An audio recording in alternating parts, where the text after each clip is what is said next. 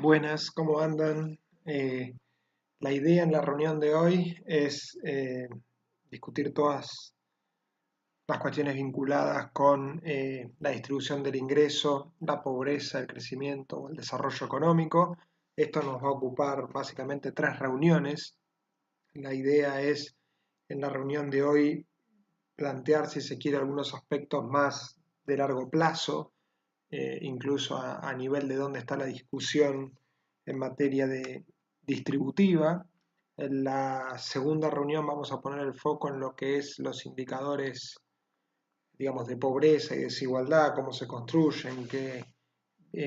propiedades son deseables que tengan. Vamos a analizar particularmente la evolución reciente de la Argentina en las últimas décadas, tanto en materia de pobreza como en materia de desigualdad, y en la última vamos a tratar de,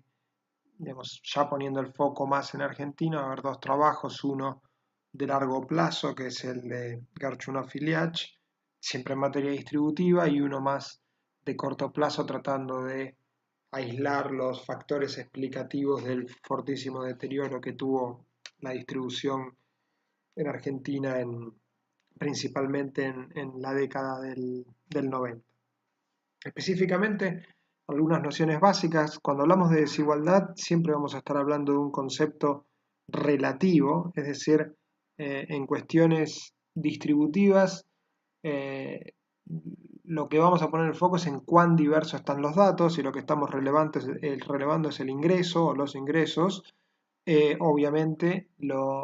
vamos a construir distintos indicadores que me van a permitir subsumir esa información, y en última instancia, lo que más me va a importar es cuán dispersos están esos datos y no la posición absoluta. Obviamente esto plantea algunas cuestiones que no son de fácil resolución. Por ejemplo, es preferible vivir en una sociedad muy igualitaria pero que tenga un bajo ingreso promedio. Es decir, si uno se imagina una curva de Gauss, una campana normal, básicamente sería una distribución, digamos, concentrada, de poca amplitud, pero en un nivel de ingreso promedio bajo, distintamente otra sociedad en la cual el ingreso promedio sea eventualmente superior, pero con un nivel mayor de desigualdad. Bueno, ¿cómo hace, cómo prioriza una situación u otra? Obviamente dependerá, como vamos a ver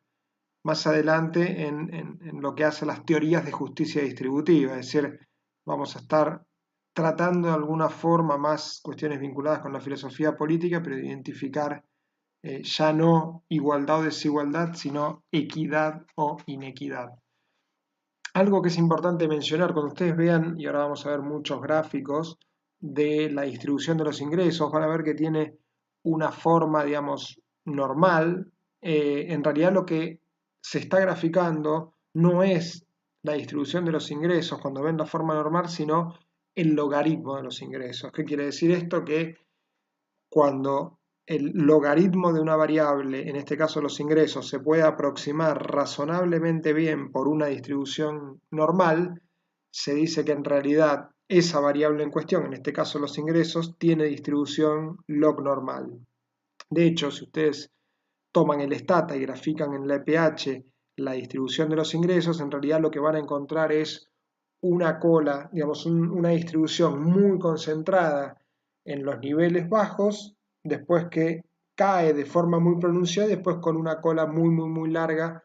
a la derecha, que básicamente de baja densidad, pero lo que está mostrando es básicamente los estratos de mayores ingresos, que obviamente están muy dispersos. Esta cuestión con respecto a la forma de los ingresos, de la distribución de los ingresos, es relevante. También vamos a hablar de desigualdad funcional y desigualdad personal de los ingresos. Cuando hablamos de desigualdad funcional, esencialmente lo que vamos a ver es la participación de distintos factores productivos en el total del ingreso generado. Es práctica habitual cuando no había disponibilidad de información de los ingresos personales. Por ejemplo, lo que se miraba, y lo habrán escuchado muchas veces en distintas discusiones, es, Bueno, ¿cuál es la participación, por ejemplo, del factor trabajo, de los salarios, en el total del ingreso de la economía argentina? Por poner como ejemplo, bueno, ya desde el 74 el INDEC comenzó a relevar con algunas intermitencias al principio, después de forma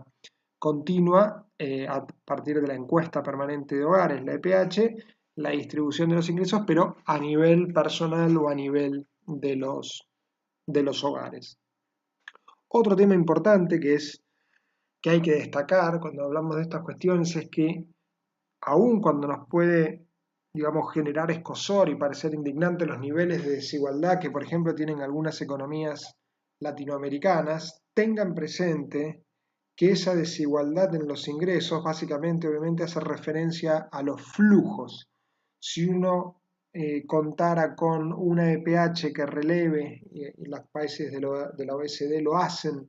los stocks acumulados, es decir, la riqueza acumulada que se compone de ese flujo de ingreso acumulado en el tiempo, lo cierto es que la desigualdad en la riqueza es más del doble, en términos de los indicadores, que la desigualdad en los ingresos. Entonces, de la misma forma que cuando hablamos de desigualdad estamos hablando de una noción básicamente, esencialmente relativa, por contraposición, cuando hablamos de pobreza, es eminentemente un concepto absoluto. ¿Cómo funciona, digamos, las distintas mediciones de pobreza? Lo que se hace es establecer, vamos a ver en la segunda parte de estas reuniones, cómo se establece un valor umbral en materia de ingresos, básicamente la línea de pobreza, una canasta de bienes y servicios, se valoriza, eso me determina un valor umbral y esencialmente lo que se hace es analizar si cada hogar supera o no ese valor umbral en materia de ingresos. Y dependiendo del indicador, pero si, el indicador de tasa, si es el indicador de tasa de incidencia de pobreza, lo que hace es clasificar como a ese hogar como pobre si no cumple con ese ingreso y como no pobre si lo excede. Obviamente no nos ponemos a analizar si efectivamente de un hogar no pobre destina ese ingreso a la canasta que establecemos como umbral, sino lo que hacemos es establecer precisamente esa línea y lo que hacemos es ubicar a los hogares por debajo o por encima de esa línea. Lo van a ver en el trabajo de Gasparini Cruces, pero esencialmente hay también indicadores de bienestar que de alguna forma lo que hacen es combinar desigualdad y pobreza, o lo que es lo mismo, desigualdad de ingreso promedio. Es decir, un indicador de bienestar se preocupa no solo por lo que mencionábamos inicialmente, es decir, la dispersión de los ingresos, sino también por la posición absoluta. Obviamente, dependerá digamos, del juicio distributivo, de la teoría de justicia distributiva que ustedes consideren apropiada, un indicador va a juzgar, un indicador de bienestar, digo, puede juzgar una determinada situación como mejor o peor que otra, por ejemplo, previa en el tiempo, dependiendo de alguna forma la ponderación. O sea, me preocupa mucho la desigualdad o me preocupa mucho el ingreso promedio, lo que es lo mismo, la pobreza. En materia de teoría económica, las discusiones vinculadas a la distribución del ingreso son más bien recientes, esto vale la pena destacarlo, básicamente por distintos motivos. Lo mencionamos rápido y lo habrán visto en el trabajo de Oman y Wignaraja, pero cuando veíamos a los teóricos clásicos del desarrollo, la verdad que no ponían demasiado énfasis en las cuestiones distributivas, porque lo que estaba por detrás esencialmente era algo que ahora vamos a ver con un poquito más de detalle, que es la hipótesis de la U invertida de Kuznets, por el economista soviético, es ruso en realidad, Simon Kuznets, que básicamente lo que decía Kuznets era el crecimiento genera desigualdad, pero pasado determinado umbral el crecimiento soluciona ese problema distributivo. Bueno, la evidencia en la década del 80, básicamente con la revolución conservadora, tanto con Reagan en los Estados Unidos como con Margaret Thatcher en el Reino Unido, lo que se observó es que países que tenían un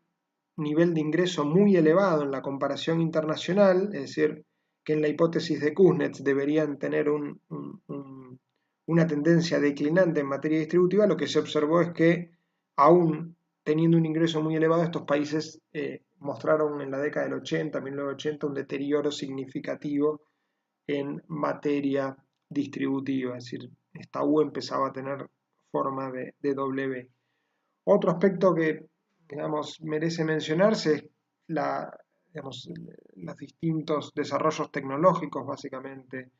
las computadoras personales, los softwares econométricos y demás, que lo que permiten es procesar de forma prácticamente inmediata una cantidad enorme de datos que básicamente nos permite obtener mucha más información con respecto a los datos, y de hecho vamos a ver qué pasó cuando la mayor disponibilidad de datos, qué pasó con la hipótesis de Kuznets. Y el tercero de los aspectos que explica por qué se aumentó, digamos, la teoría económica empezó a preocuparse más por las cuestiones distributivas, en algún punto se invirtió la causalidad tradicional en la cual básicamente era el crecimiento el que incidía sobre la desigualdad. Bueno, se empezó a pensar en una relación en dos sentidos, es decir, condiciones,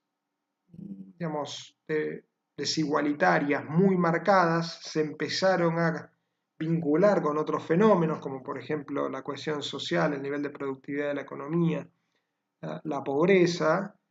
en los cuales estos distintos autores lo que empezaron a obtener evidencia es en el sentido de decir, bueno, niveles elevados de desigualdad pueden provocar o limitar la tasa de crecimiento promedio de una economía en el largo plazo. Es decir, dejar de pensar a esta relación entre desigualdad y crecimiento como se pensaba en la década del 70, digamos, de forma lineal desde el crecimiento económico hacia la desigualdad, sino pensar que estos dos aspectos se, digamos, interrelacionan y tienen efectos que van en un sentido, pero también en el otro. Lo mencioné por arriba, que decía el amigo Kuznets, básicamente la hipótesis de Kuznets, como mencioné, fue la norma en materia distributiva prácticamente desde la década del 50. Esto está basado en dos estudios de este autor, uno de 1955 y otro de 1963, con una muestra muy acotada de países, 6 países en el primer caso, 18 en el segundo estudio, y una sola observación por país. Esto es relevante, como vamos a ver en breve, y torturando los datos lo suficiente, lo que encontraba Kuznets básicamente era una especie de vinculación o de forma funcional en la cual el desarrollo económico o el crecimiento a largo plazo impactaba sobre la desigualdad. Como pueden ver en el gráfico que está en la parte inferior a la derecha, lo que plantea Kuznets o lo que planteaba a partir de esta observación de datos puntuales, esencialmente era que países de muy bajo PBI per cápita que iniciaban un proceso de crecimiento, de industrialización, en una primera etapa, en la medida que ese proceso de desarrollo avanzaba, la desigualdad aumentaba, pero que no había que preocuparse por ese aumento de la desigualdad, básicamente porque pasado determinado valor umbral, que está marcado con la línea punteada, la desigualdad empezaba a decrecer. Es decir, en algún punto, el problema distributivo que me generaba el crecimiento cuando partía de niveles muy bajos de desarrollo, era el propio crecimiento el que se encargaba de solucionarlo, entre comillas, ese problema una vez que se superara ese valor umbral. Digo, más allá de esta excesiva esquematización del trabajo original, de los trabajos de Kuznets, lo cierto es que en todos los autores clásicos del desarrollo económico tuvo un impacto muy marcado, básicamente porque la implicancia en materia económica era muy relevante. Es decir, no había que preocuparse por las cuestiones distributivas, sino que el foco de la política económica tenía que estar centrada en promover el crecimiento económico, básicamente porque el crecimiento económico se iba a encargar de solucionar en el largo plazo, en la medida en que fuera sostenible en el tiempo, de corregir ese problema inicial. De hecho, si uno piensa, yendo a la actualidad, la dinámica de la economía china en materia distributiva en los últimos 40 años, uno podría pensar en algún punto que encaja con esta idea de Kuznets. Supongamos un escenario de una economía, digamos, en la cual todos están empleados en actividades de subsistencia, de baja productividad, es decir, supongamos todos tienen un ingreso de 1, en la medida que se inicia un proceso de industrialización que en términos relativos a la agricultura de subsistencia es digamos, una actividad de mayor productividad, el primer migrante de la zona rural a la zona urbana consigue un salario más alto, supongamos 3 veces superior, de 3, es decir, inicialmente ese proceso de industrialización tiene un impacto distributivo porque dejamos de tener 5 personas con ingreso 1, sino que tenemos una que tiene ingreso 3 y 4 que tienen ingreso 1. Obviamente la desigualdad aumenta inicialmente, pero una vez en la cual ese proceso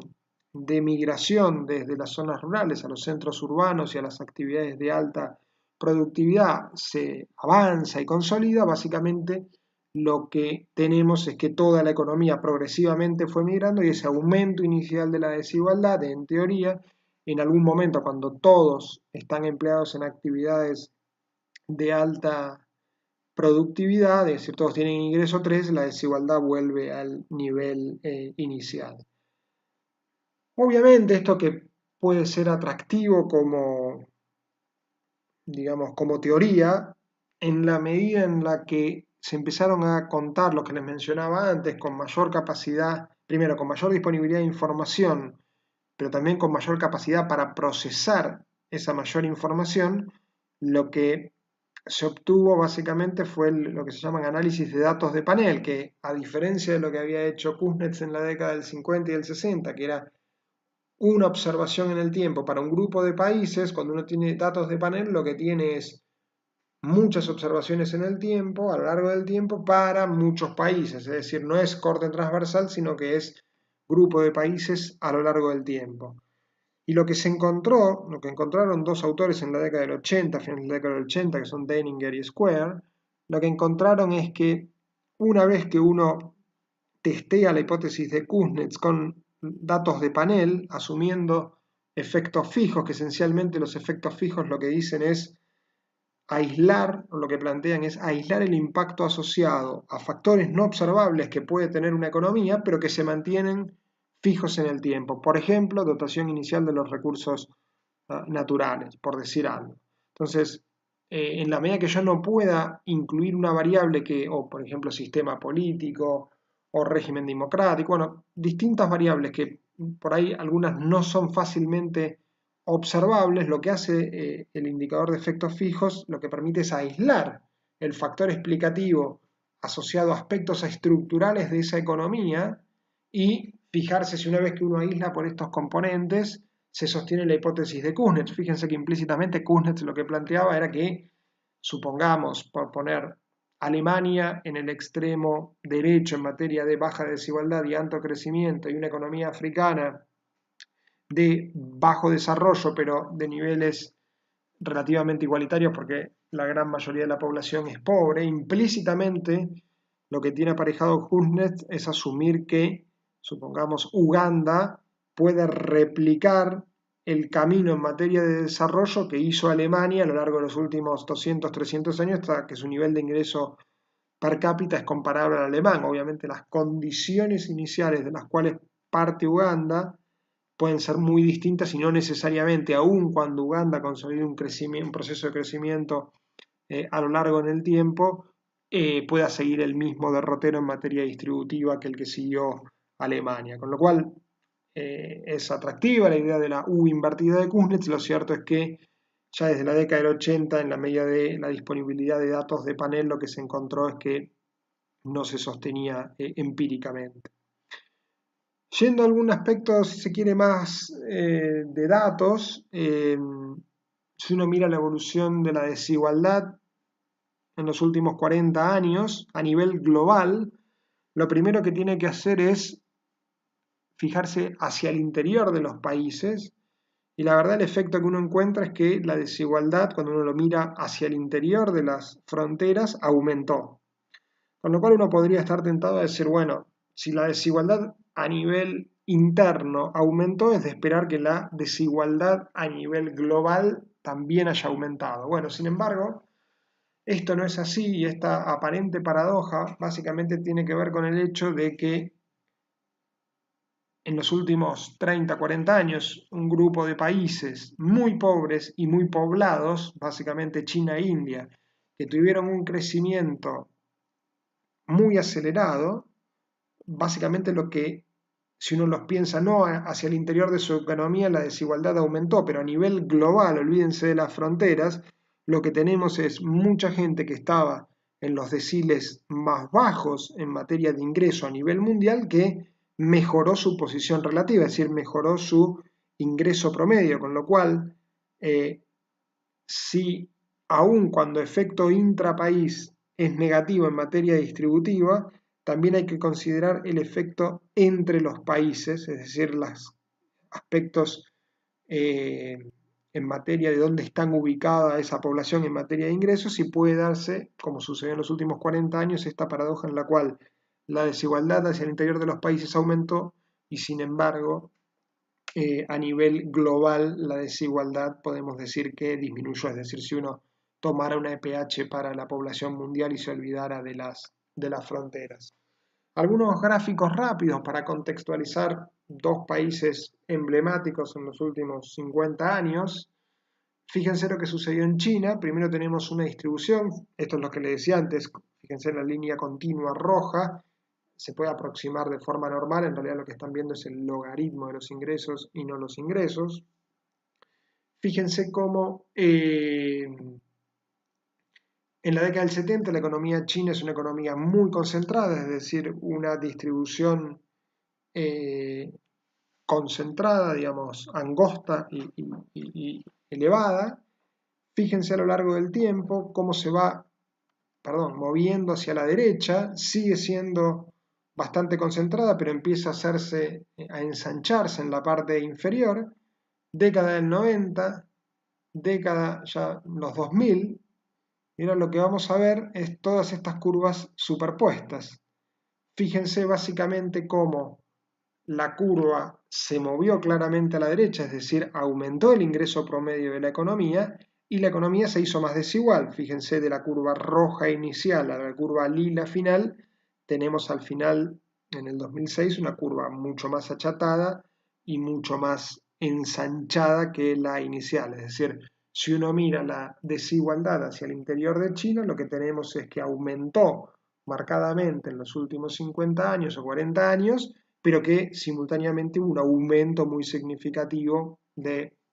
ingreso promedio. Distintamente, fíjense lo que pasó con Rusia, fíjense que el ingreso promedio ruso se ubica prácticamente en un nivel comparable al que tenía China al final del recorrido que mencionábamos anteriormente. Esto es Rusia en el 70, fíjense cómo va evolucionando, sigue una economía,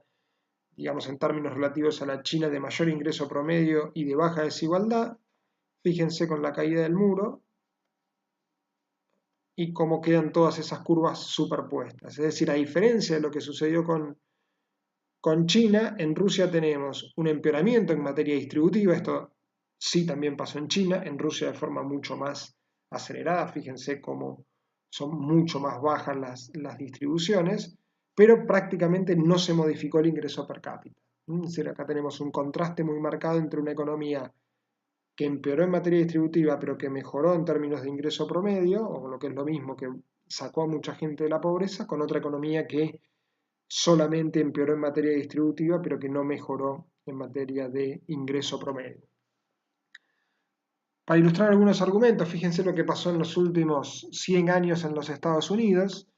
La línea verde básicamente es la participación del 90%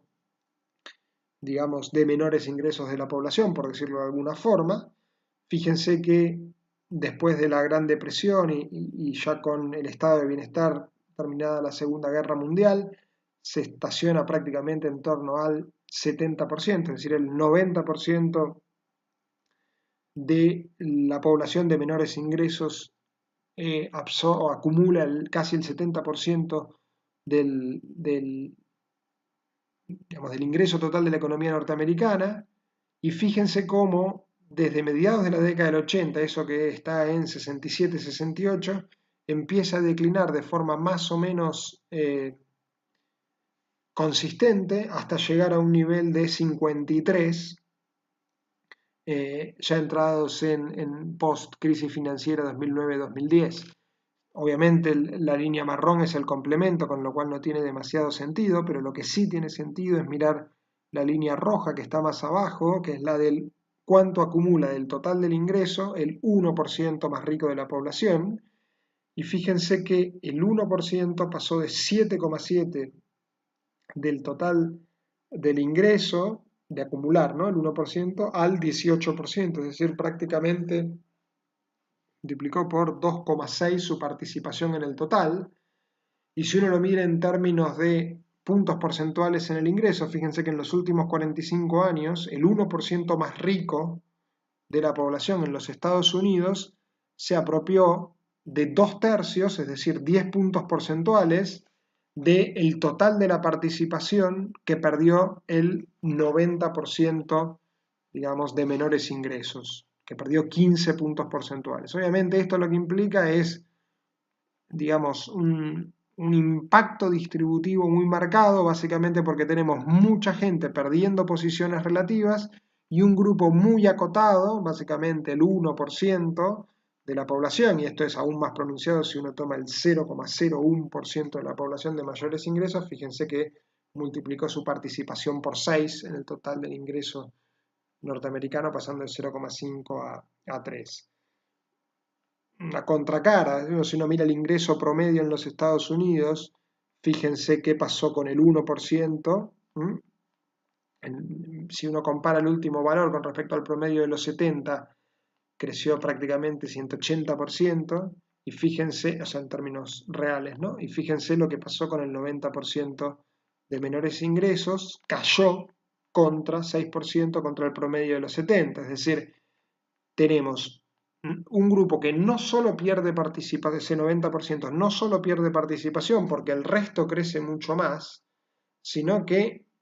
esto es una cuestión, como decíamos antes, de dispersión de los datos, términos relativos, pero en términos absolutos, ese 90% perdió en términos absolutos porque tiene hoy en promedio un ingreso menor del que tenía en términos reales a mediados de la década del 70. Otra forma de mostrar lo mismo, fíjense la evolución de la productividad laboral. Si uno toma contra el 75, la productividad prácticamente más que se duplicó, creció 110%, y fíjense lo que pasó con la compensación real horaria, que creció 50%.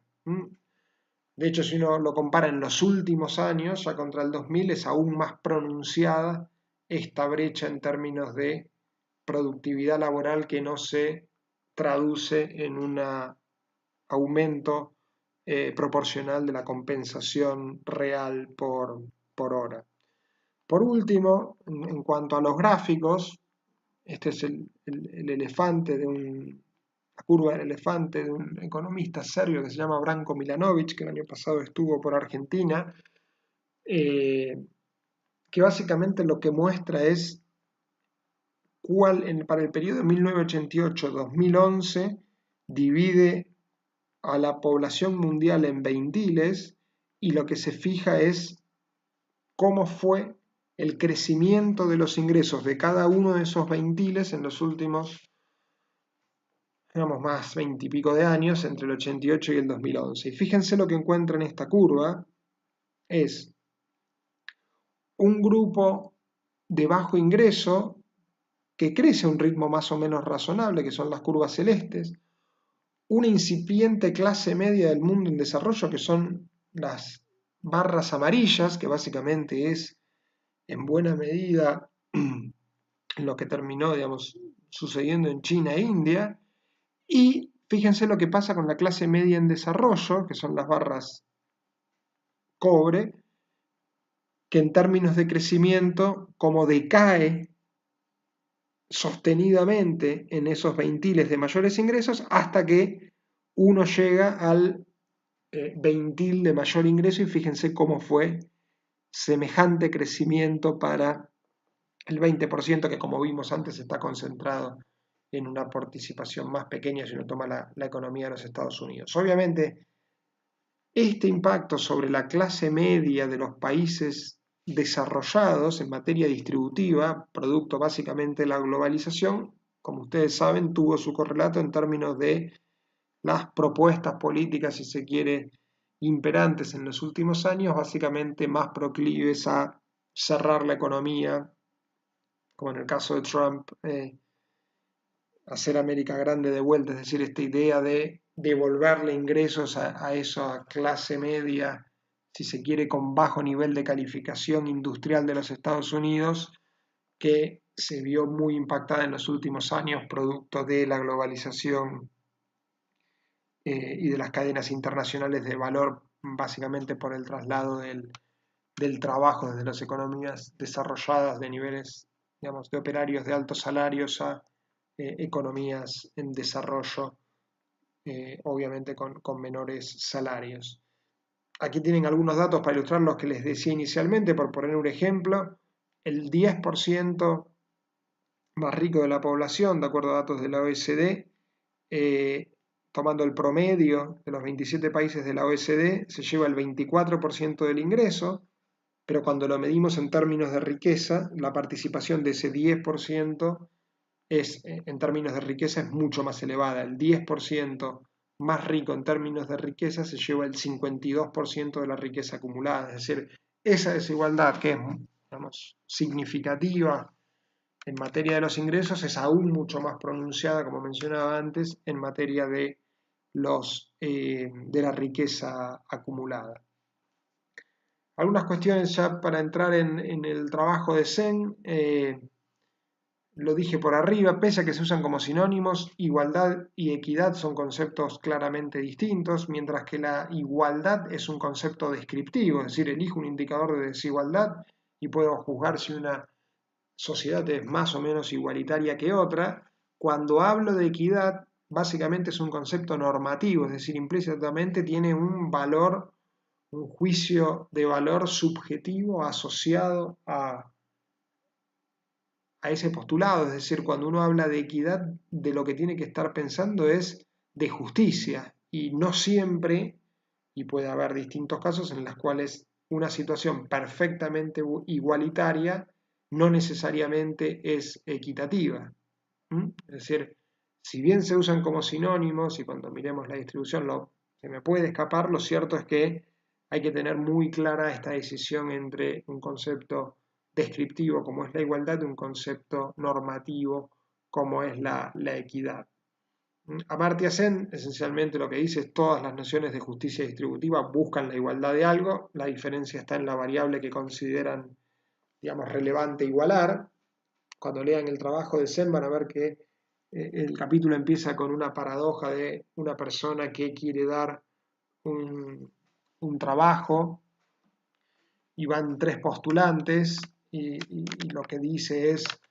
bueno, si yo no tengo ninguna otra información y lo único que sé es que de esas tres personas, la primera es la que tiene el menor ingreso, es decir, si me guío por un criterio igualitarista y la persona que está otorgando el trabajo tiene un criterio altruista, le va a dar el trabajo a esa persona. Ahora bien, si hay una persona que, digamos, fue sustantivamente, digamos, sistemáticamente privada de, digamos, si la persona más pobre viene intergeneracionalmente esa situación, y la segunda persona tuvo un deterioro reciente en materia de ingresos, es decir, si bien no tiene un ingreso menor que la primera, pero sí estaba acostumbrado, si se quiere, a un nivel de ingreso mayor, y la otra en algún punto, la primera estaba acostumbrada a esa situación de privación, la persona, digamos, el empleador debería darle el trabajo, si se guiara por un criterio utilitarista, a la segunda persona porque obtendría una mayor utilidad de conseguir el ingreso asociado al empleo. Sin embargo, si hay una tercera persona que tiene un mayor ingreso que las otras dos anteriores, eso es indudable, pero que tiene una condición, digamos, de salud preexistente, digamos, que le lleva a tener un estilo de vida, digamos, con muchas privaciones y en el cual el ingreso le permitiría morigerar el impacto que tiene, por ejemplo, si tiene alguna enfermedad crónica. Si el empleador se guiara por un criterio basado en la calidad de vida, ese empleo debería dárselo a la tercera persona. Obviamente esta paradoja no tiene solución. Lo que quiere plantear Sen es que en este pequeño ejemplo, ya sea una teoría de justicia igualitarista, utilitarista o enfocada en la calidad de vida, que es el enfoque de Sen, nos va a llevar a distintas valoraciones subjetivas de qué nos parece mejor, dependiendo cuál sea el enfoque de cada uno. Eh, las discusiones en materia, digamos, de distribución a lo largo del tiempo, inicialmente planteaba el foco en la igualdad de los resultados, es decir, esta idea en la cual, si se quiere más de la década del 80, del 90, el ingreso es en buena medida elegido, básicamente en términos del esfuerzo, de la educación que incorporé a lo largo de mi vida, de las horas de trabajo. Entonces, en la medida en la cual ese ingreso es elegido, lo lógico es que, digamos,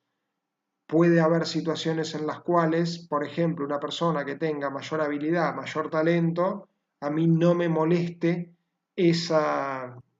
esa desigualdad precisamente porque es alguien que se esforzó más, digamos, a lo largo de su vida. Obviamente, y la clave está en cómo se generaron esos resultados a lo largo del tiempo, ahora lo vamos a ver. Otro enfoque lo que planteaba es esta idea basada en un economista inglés llamado John Rawls, que es la equidad como ausencia de envidia o bajo el velo de la ignorancia, es decir, si uno antes de nacer le dijeran, bueno, vos no sabés en qué hogar vas a nacer, probablemente, y lo que dirías es, bueno, al menos me preferiría nacer en un hogar con el ingreso promedio, bueno, esta idea de alguna forma disminuir las desigualdades. Obviamente la desigualdad como ausencia de envidia tiene falencias, porque uno puede pensar una situación en la cual, por ejemplo, una persona que está habituada a una situación estructural de privación, como mencionaba antes, puede no envidiar a otra persona y sin embargo, con un criterio, digamos, normativo, yo puedo juzgar a esa situación como injusta. De la igualdad de resultados, digamos, la discusión se centró más bien en la igualdad de oportunidades, es decir, bueno, distingamos entre qué factores son de elección de cada una de las personas y qué factores son dados. Es decir, el esfuerzo, la ambición, la aversión al riesgo son factores de elección de cada uno de los individuos, los años de educación. Y hay factores dados que tienen que ver con la riqueza acumulada por su familia, el origen familiar, en algunas sociedades la raza o la religión, la alimentación infantil, obviamente vinculado al ingreso de sus padres. Entonces, el enfoque basado en la igualdad de oportunidades lo que dice es la equidad, o sea, la justicia tiene que ser el resultado de individuos perfectamente informados que eligen sobre conjuntos de elección similares. Es decir, para poner un ejemplo llevado al absurdo, pero si tuviera dos mellizos que tuvieron las mismas oportunidades, obviamente a lo largo de toda su vida, tuvieron el mismo nivel de alimentación infantil, pertenecen a la misma familia, la misma riqueza, las mismas posibilidades educativas a lo largo del tiempo, bueno, las desigualdades que se generen producto de esas dos personas en materia de ingreso, ¿no? Que tuvieron el mismo espacio de decisión, no me va, entre comillas, a molestar, pero sí, digamos, cuando cuando esas desigualdades en el mercado laboral o en los ingresos se produzcan entre personas que no tengan el mismo o que no hayan disfrutado de las mismas oportunidades a lo largo de su vida, sí me van a molestar y van a requerir, digamos, acciones de lo que se llama discriminación positiva, ¿no? En última instancia, todo depende de cuán restringidas estuvieron las elecciones realizadas a lo largo de la vida. Y bueno, obviamente eso es muy difícil de establecer. Por ejemplo, Argentina tiene educación gratuita, universitaria, con lo cual uno podría decir, bueno, cualquiera que quiere estudiar puede hacerlo. Obviamente una persona que nace en un hogar que tiene privaciones, que no accede a una buena alimentación infantil, que sus padres trabajan y no le pueden dedicar tiempo para ayudarlo en las tareas educativas, bueno, todas esas cuestiones obviamente impiden que esa persona sea, entre comillas, libre de elegir de poder seguir, por ejemplo, una carrera universitaria. Obviamente la línea divisoria entre factores de elección y factores dados es difícil de establecer, con lo cual en última instancia la discusión más reciente se centra en lo que se llama las fuentes socialmente aceptables de desigualdad y fuentes socialmente inaceptables de desigualdad, como ha quedado muy en claro en los últimos años con la cuestión vinculada a la inequidad de género, digamos, iguales trabajos que tienen un diferencial significativo en materia retributiva, básicamente únicamente por el género de la persona, masculino o femenino. Esa es una fuente socialmente inaceptable de desigualdad, a diferencia de lo que puede ser el talento o el mérito, en el cual obviamente eh, se acepta como una fuente, digamos, legítima de desigualdad. Yendo un poquito más rápido, en el trabajo de Zen, ustedes van a ver que lo que hace es un raconto histórico de las distintas teorías de justicia distributivas. Empieza con el utilitarismo, y el utilitarismo le va a reconocer dos virtudes. El utilitarismo tiene esencialmente tres componentes: un enfoque basado en las consecuencias, preocuparse por el bienestar a través de las utilidades, y una ordenación basada en la suma. Entonces, Zen dice, ok, el utilitarismo tiene dos virtudes importantes para mencionar y que son una buena base para la construcción futura, que es, primero, que toma en cuenta los resultados de las instituciones sociales y de las elecciones, es decir, se preocupa por los resultados que generan, ya sea los actos, las normas, las instituciones, bueno, por los resultados que esas instituciones tienen en la economía. ¿Y de qué forma se preocupa? Bueno, básicamente porque toma en cuenta el bienestar de las personas afectadas. Es decir, el enfoque utilitarista para juzgar una situación como más injusta o menos injusta que otra, básicamente tiene que ver con el hecho de si se maximiza el bienestar o no se maximiza, es decir, si podemos mejorar el bienestar de una de las personas sin afectar al resto. Obviamente, Zen dice, el enfoque utilitarista tiene diversas limitaciones. El primero es que es indiferente a la distribución, básicamente al hacer una ordenación basada en la suma, en la agregación de las utilidades individuales, eso me lleva a la maximización del bienestar agregado independientemente de cómo se dio ese máximo bienestar y de cuán, digamos, distribuido, concentrado o no estuvo hacia cada una de las personas. Para un utilitarista, la injusticia básicamente es una situación que no maximiza el bienestar independientemente de la distribución de ese bienestar. Otra de las limitaciones, este es un poco más indirecto, es que no hay, digamos, hay un desinterés por los derechos y las libertades, al menos explícito. ¿Qué quiero decir con esto? Es decir, los derechos y las libertades solo le preocupan al enfoque utilitarista en la medida en las cuales afecten la utilidad de los individuos. ¿Ok? Es decir, no plantea una cuestión moral o dicotómica con respecto al cumplimiento de las libertades, sino que lo que dice es, en la medida que no afecte la utilidad, o sea, solo me va a preocupar lo que afecta a la utilidad. Si no afecta a la utilidad, no me preocupa. Obviamente, el tercer aspecto de las limitaciones que tiene un enfoque utilitarista tiene que ver con esto, es la adaptación y el condicionamiento mental. ¿Qué quiere decir con esto? Un esclavo acostumbrado a su situación porque su padre fue esclavo, su abuelo fue esclavo, obviamente puede no tener un impacto, un poco como mencionábamos antes en el ejemplo de Zen, sobre su utilidad y sin embargo puede ser algo que a mí me resulte en términos de justicia distributiva deseable, digamos, condenar o juzgar como injusto. Y la última tiene que ver básicamente con el hecho de concentrarse en la elección de cada persona por separado, que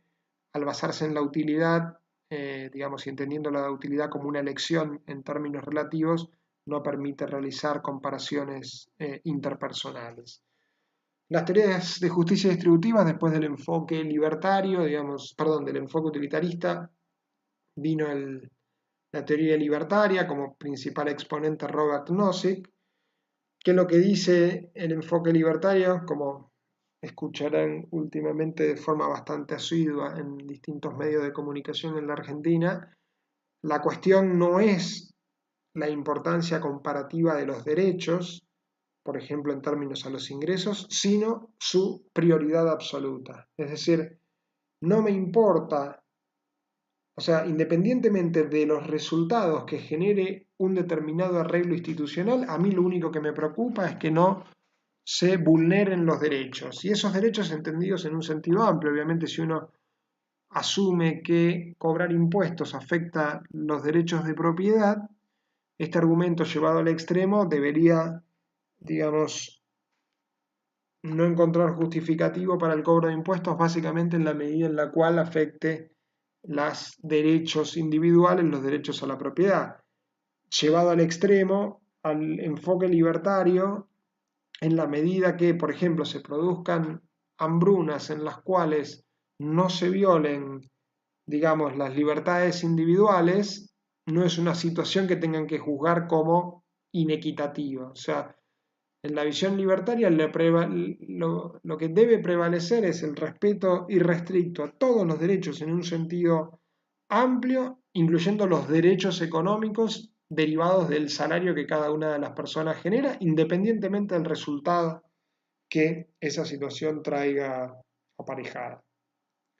Como crítica al enfoque libertario, un economista ganador del Nobel recientemente fallecido, que mencioné antes, el del velo de la ignorancia, John Rawls, lo que hace de alguna forma es moderar el enfoque libertario, diciendo, bueno, es cierto que la libertad tiene que tener una prioridad absoluta y explícita, a diferencia del enfoque utilitarista, pero esa libertad, digamos, esa prioridad tiene que estar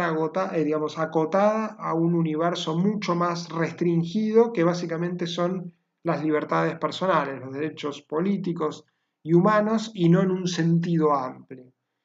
Y Rawls, el foco tiene que estar en lo que él denomina los bienes primarios, acá está la definición, son medios de uso general que ayudan a las personas a promover sus fines y comprenden los derechos, las libertades y las oportunidades, la renta y la riqueza y las bases sociales del respeto a uno mismo. De hecho, si ustedes recuerdan, en La riqueza de las naciones, el famoso libro de Adam Smith, hay una parte en la cual Smith plantea la pobreza, digamos, como la posibilidad de aparecer en público sin sonrojarse. Creo que pone un ejemplo diciendo, en los tiempos actuales nadie puede decir que tener zapatos de cuero y una camisa de lino es indispensable para vivir,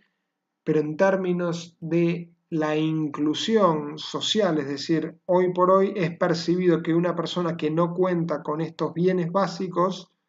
de alguna forma se queda, digamos, no puede interactuar en sociedad sin, como menciona en el libro, sonrojarse. En última instancia, este enfoque lo que plantea es no solo los derechos, digamos, o el ingreso individual, sino también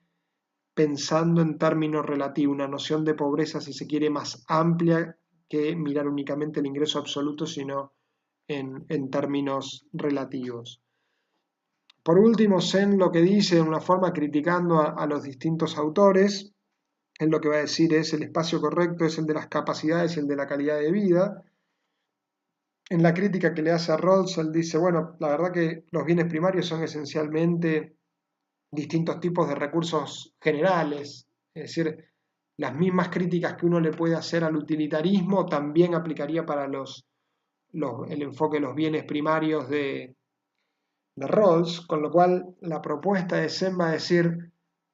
lo que tenemos que mirar no son a los bienes en sí mismos, sino a las libertades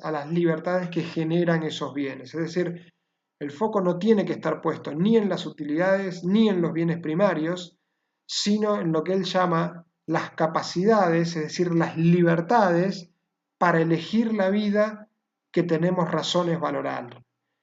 ¿Qué quiere decir esto?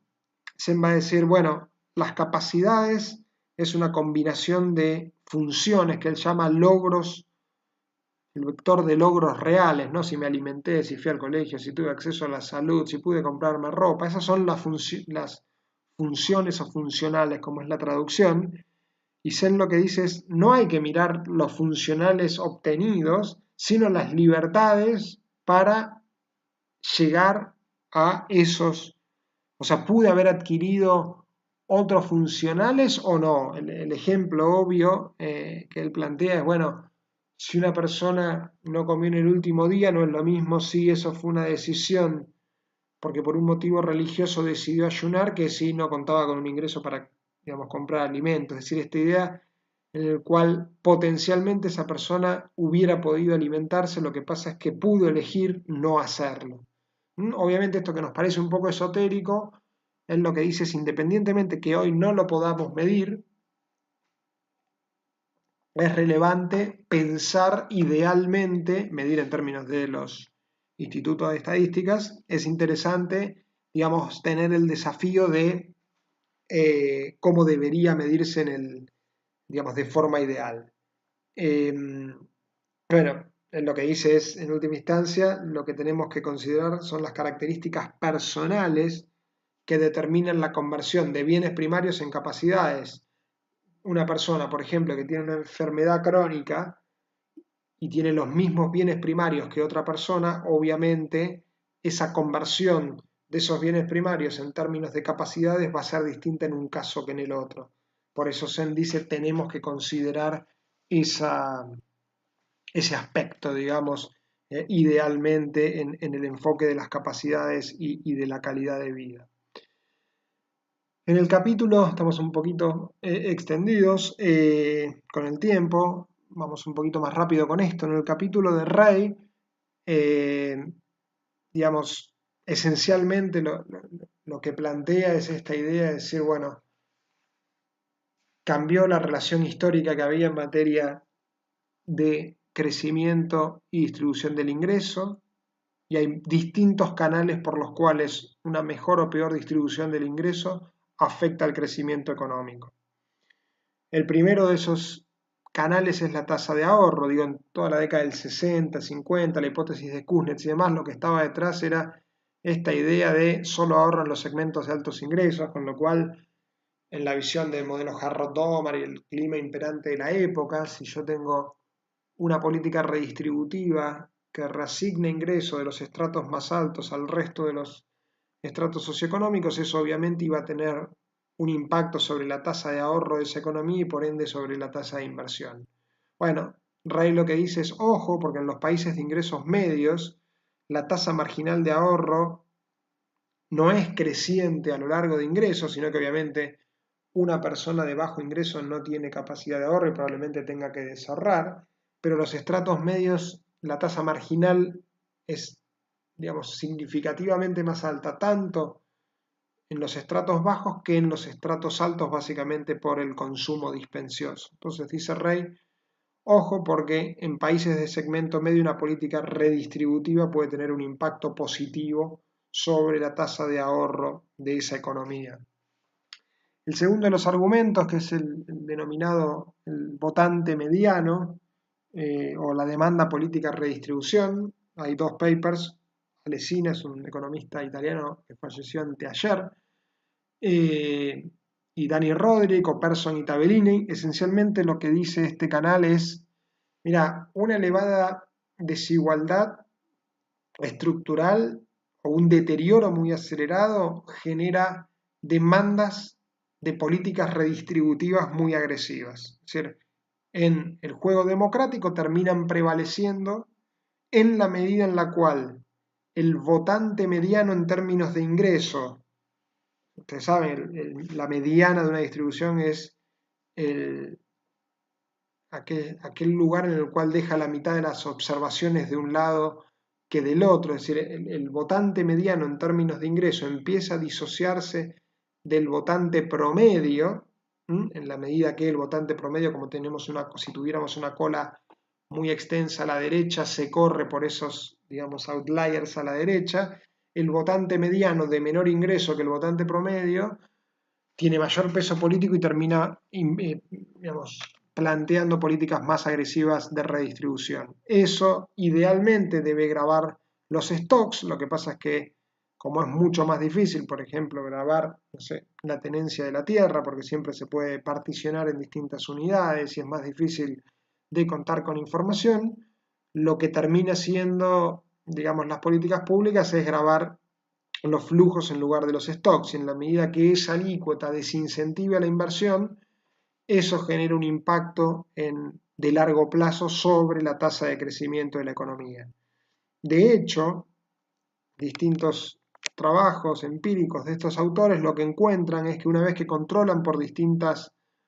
variables, la evidencia empírica muestra una relación negativa significativa entre la desigualdad inicial y la variable que mejor capta, o sea, que más significativa y con mayor impacto es la desigualdad inicial de la tierra y crecimiento económico. Es decir, una mayor desigualdad inicial tiene un impacto negativo sobre la tasa de crecimiento de largo plazo de las economías. El tercero de los canales es lo que él llama la desigualdad y la composición de la demanda, digamos, esta idea de la teoría del derrame. Ustedes quizás no se acuerdan, en la década del 90 en Argentina era habitual decir, bueno, acá lo que tenemos son algunos sectores que están creciendo más rápido que otros sectores, con lo cual en la medida que esos sectores, por ejemplo, emplean más trabajo calificado, inicialmente ese crecimiento, por ejemplo, por los precios relativos existentes en la década del 90, incentivaba ese crecimiento cuyo ingreso relativo subía, empeoraba la distribución y el argumento de política económica era una vez que esos sectores empiecen a demandar productos, eso va a impactar sobre el resto de los sectores y va a aumentar el empleo en esos sectores una vez que ese crecimiento inicial, por ejemplo, en intermediación financiera, como era en la década del 90, comience a derramarse hacia el resto de los sectores. Los ejemplos que pone Rey básicamente es el comparativo de la producción en serie en los Estados Unidos, es decir, producir mucho y una clase media muy consolidada que tenga poder de compra como, digamos, contraposición a la situación por ahí, de principios del siglo XX, en la cual la producción artesanal especializada de Gran Bretaña, en la cual básicamente muy poca gente tenía capacidad de ingreso para comprar esos productos, a diferencia de la producción en masa de los Estados Unidos. El otro ejemplo que plantea es el salto en el gasto público en los Estados Unidos durante la Gran Depresión en la década del 30, ese gasto público que es complementario en mano de obra no calificada, dice Rey, tuvo impacto de largo plazo sobre la distribución. De hecho, si se acuerdan, cuando vimos el gráfico anterior se veía la suba del 90% básicamente después de la Gran Depresión y de la implementación del estado de bienestar. El cuarto de los canales de cómo la distribución afecta al crecimiento tiene que ver con la garantía para créditos, en la medida que un sistema financiero presta únicamente por las garantías y no por los flujos de ingresos, básicamente por la incertidumbre, por ejemplo, por asimetrías de información. El impacto que esto tiene es que lleva a ineficiencias agregadas en términos macroeconómicos, porque los pobres, aun cuando tengan proyectos potencialmente muy rentables, no acceden al crédito, básicamente porque no cuentan con garantías, con lo cual pueden no emprender un negocio, pueden, digamos, no comprar maquinaria para trabajar la tierra alquilada, no pueden suavizar el gasto de consumo en economías volátiles. En el caso de una economía en la cual la educación es arancelada, puede impedir, por ejemplo, que esa persona se eduque o, digamos, pueda hacer que sus hijos accedan a la universidad. Es decir, la desigualdad que consolida una situación estructural de pobreza, dadas las asimetrías existentes de información en el sistema financiero, pueden generar ineficiencias agregadas básicamente por el canal crediticio de proyectos potencialmente de rentables que no se realizan. Y por último, menciona Rey que la evidencia lo que muestra es que la desigualdad engendra desigualdad, es decir, altos niveles de desigualdad no solo generan resultados, digamos, ineficientes en materia de asignación de los recursos, sino que esa ineficiencia tiende a reproducirse en el tiempo, esa desigualdad tiende a reproducirse en el tiempo, es decir, no hay ningún patrón de convergencia en materia distributiva y hay lo que se llama dependencia histórica, es decir, países en los cuales una situación de desigualdad muy elevada en un inicio tiene un impacto, digamos, de largo plazo y difícil de quebrar, esto del path dependent, la dependencia histórica. No los voy a extender más, ya llevamos una hora. Básicamente el trabajo de Corney y Kurt lo que hace es muy sencillo, es comparar las causas tradicionales en materia de desigualdad, concentración de la tierra, creciente participación de actividades extractivas en el PBI, cambios en el acceso a la educación, creciente sesgo urbano, las compara con las causas recientes de la desigualdad. De estas me importa destacar básicamente tres. La primera es el cambio tecnológico, cuando es sesgado a la mano de obra calificada, es la década del 90 y todo el boom tecnológico. Básicamente en la medida que ese cambio tecnológico tiende a ser complementario a mano de obra calificada y expulsa a mano de obra no calificada del mercado laboral, obviamente tiene un impacto en materia distributiva. De todos los que menciona, el de mayor impacto es la liberalización financiera, en términos del mayor impacto negativo en materia distributiva, básicamente por los costos que genera cuando lleva a digamos, niveles muy elevados de tasa de interés para, en algunos casos, programas de estabilización y ajuste. Y el último es el de la volatilidad macroeconómica, que en el caso de Argentina es muy, muy relevante y lo vamos a ver en la segunda parte de esta reunión, que básicamente vamos a poner el foco únicamente, perdón, en la segunda parte de las clases de desarrollo, que vamos a poner el foco primero en la construcción de indicadores de pobreza y desigualdad y en la evolución histórica. Bueno, les pido nuevamente perdón por la extensión y en breve les envío la segunda clase.